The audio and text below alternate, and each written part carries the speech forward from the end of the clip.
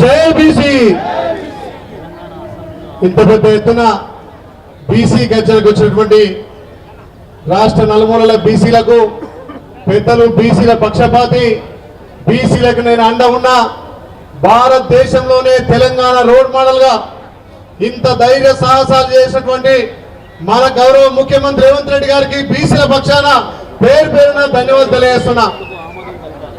భారతదేశంలో తెలంగాణ ఒక బీసీలకు వరంగా, బీసీలకు ఒక దేవుళ్ళకు ఉన్నటువంటి రేవంత్ అన్నను ఇలా నిజంగా కూడా భారతదేశంలో బీసీలంతా కూడా గర్వించదగ్గ విషయంగా ఇలా 42% కులగణన, 42% రిజర్వేషన్, ఆర్థికంగా, రాజకీయంగా, సామాజికంగా చట్టంలో అసెంబ్లీలో చట్టం చేసి ఇలా ఢిల్లీకి పంపి ఢిల్లీలో కూడా పార్లమెంట్ లో బిల్లును చట్టం చేయాల్సిందిగా 9th షెడ్యూల్లో చేర్చాల్సిందిగా ఇంత పెద్ద ధర్నా చేస్తే కూడా ఇలా పార్లమెంట్ ఎంపీలు, మిగతా రాష్ట్ర ఎంపీలు కూడా ఇంత పెద్ద ఎత్తున బీసీలకు మద్దతు తెలపడం నిజంగా కూడా చాలా గొప్ప విషయం.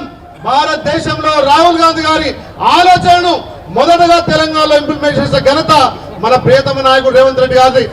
గతంలో ఎన్నో ప్రగల్భాలు పలికి నేను ఓబీసీని, నేను బీసీ ప్రధాని అంటారు. మరి బీసీలకు ఆయన చేసిన న్యాయం ఏందో చెప్పాల్సిన అవసరం ఉంది.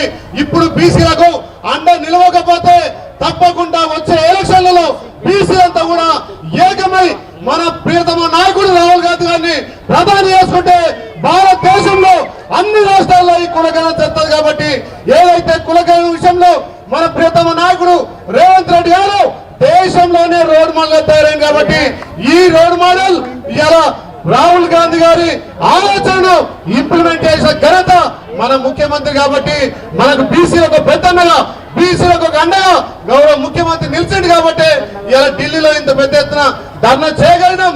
తప్పకుండా పార్లమెంట్ లో ఈ బిల్లు పాస్ చేయాలి. 9th షెడ్యూల్లో పెట్టి తమిళనాడు రైతుగా, తమిళనాడులో